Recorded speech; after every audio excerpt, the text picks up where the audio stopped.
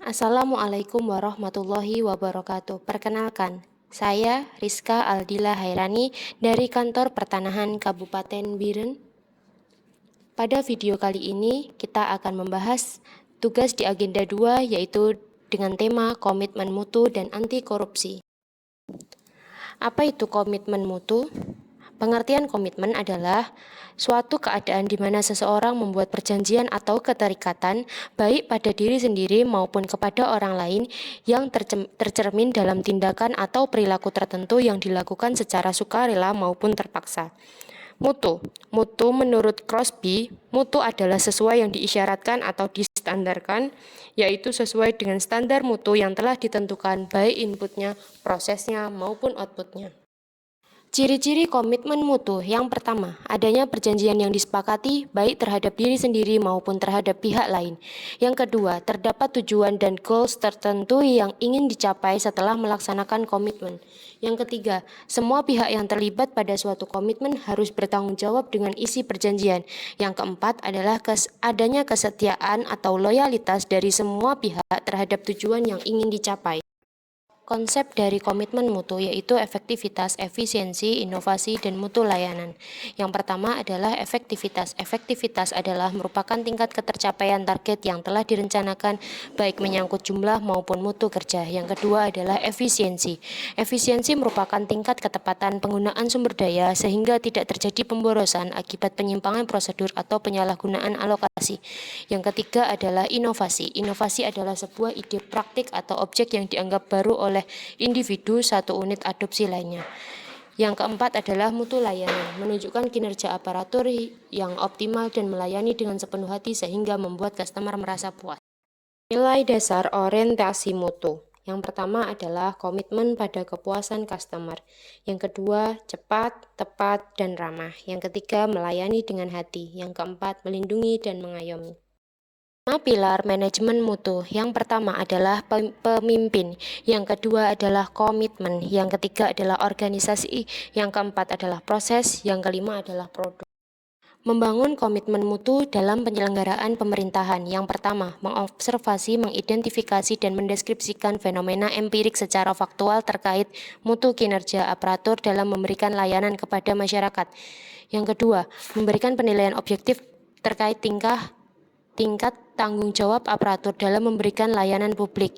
Yang ketiga adalah mendeskripsikan tindakan kreatif yang dapat diwujudkan oleh aparatur dalam memberikan layanan kepada publik sesuai dengan tugas dan perannya masing-masing. Menganalisis kendala terkait belum terwujudnya kreativitas kerja aparatur dalam mewujudkan inovasi layanan yang berkomitmen terhadap mutu. Yang kelima adalah menganalisis faktor pendorong untuk meningkatkan kinerja aparatur yang kreatif, inovatif, dan komitmen terhadap mutu. Fungsi dan manfaat komitmen mutu. Yang pertama, komitmen mutu dalam pelaksanaan tugas aparatur akan mendorong terciptanya iklim atau budaya kerja yang unggul, dapat menumbuhkan keberanian untuk menampilkan kreativitas dan inovasi. Dengan demikian, pergeseran orientasi kerja diarahkan untuk memotivasi aparatur mengubah mindset menuju layanan mutu. Yang kedua, orientasi kerja bukan pada kewajiban menjalankan rutinitas kegiatan, melainkan pada semangat pengabdian untuk memberikan layanan publik yang terbaik dan sikap menghadapi berbagai kendala. Yang ketiga adalah orientasi aparatur bukan dilayani, melainkan melayani. Yang keempat adalah fokus kinerja aparatur adalah untuk melayani publik. Yang kelima adalah kewajiban aparatur adalah memberikan layanan publik yang adil dan bermutu untuk membangun kepercayaan masyarakat terhadap pemerintah. Yang keenam adalah setiap aparatur mesti memiliki sense of quality dan semangat belajar tinggi, sehingga menimbulkan keberanian berpikir alternatif, kritis, dan berani bertanya, bahkan berbeda pendapat demi kebaikan bangsa dan negara dalam menghadapi globalisasi. Berikutnya kita akan mempelajari tentang anti korupsi. Tujuan pembelajaran anti korupsi yang pertama, pembelajaran penyadaran anti korupsi. Yang kedua adalah menjauhi perilaku korupsi. Yang ketiga adalah membangun sistem integritas. Yang keempat adalah proses internalisasi nilai-nilai dasar dari anti korupsi. Definisi korupsi menurut Kamus Hukum adalah penyelewengan atau penggelapan uang negara atau perusahaan sebagai tempat seseorang bekerja untuk keuntungan pribadi atau orang lain. Yang kedua adalah menurut Kamus Bahasa Indonesia adalah penyuapan dan pemalsuan. Ciri-ciri korupsi adalah yang pertama, dilakukan oleh lebih dari satu orang. 2. Merahasiakan motif atau ada keuntungan yang diraih. 3. Berhubungan dengan kekuasaan atau kewenangan tertentu. Yang keempat, berlindung di balik pembenaran hukum. Yang kelima, melanggar kaidah kejujuran dan norma hukum. Yang keenam adalah mengkhianati kepercayaan. Penyebab korupsi ada berbagai macam-macam. Yang pertama, penegakan hukum tidak konsisten. Yang kedua, penyalahgunaan kekuasaan atau kewenangan. Yang ketiga, langkanya lingkungan yang anti korupsi. Keempat, kemiskinan dan keserakahan. Yang kelima, pemberian imbalan. Yang keenam, gagalnya pendidikan agama dan etika. Yang ketujuh adalah rendahnya pendapatan penyelenggara negara. Unsur-unsur tindak pidana korupsi ada dua. Yang pertama adalah unsur subjektif dan yang kedua adalah unsur objektif. Unsur subjektif terdiri dari yang pertama, setiap orang, yang kedua, penyelenggara negara, yang ketiga, pegawai negeri, yang keempat, korporasi. Unsur objektif terdiri dari janji, kesepakatan, kemudahan, kekayaan milik negara. Kemudian jenis-jenis korupsi itu sendiri. Yang pertama adalah kerugian keuangan negara.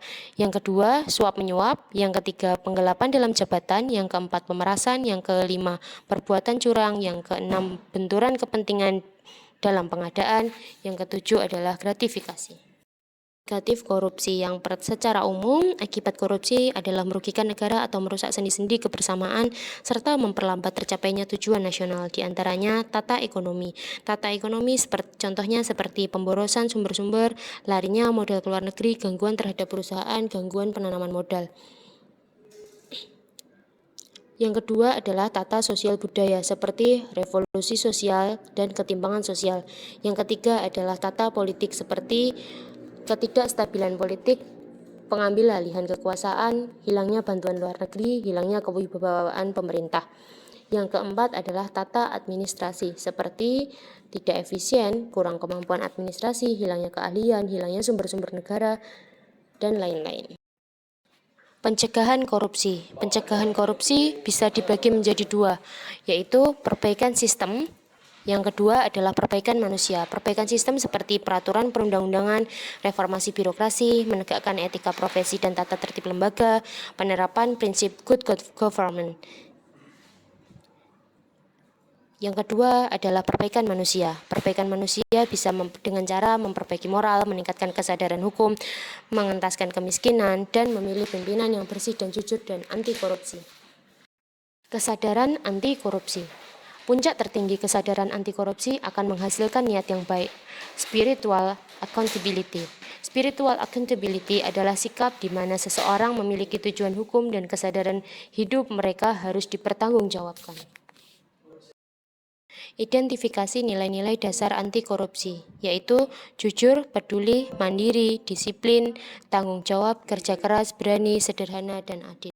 Penerapan nilai anti korupsi di instansi kerja. Yang pertama, membangun lingkungan kerja yang berbudaya anti korupsi. Yang kedua adalah menerapkan kode etik pegawai untuk mencegah pelanggaran korupsi. Yang ketiga adalah tidak lupa membentuk lingkungan kerja yang berintegritas. Lingkungan kerja yang berintegritas. Yang pertama adalah keterbukaan proses rekrutmen dan promosi. Yang kedua, pengukuran kinerja. Yang ketiga, mengedepankan kode etik dan pedoman perilaku.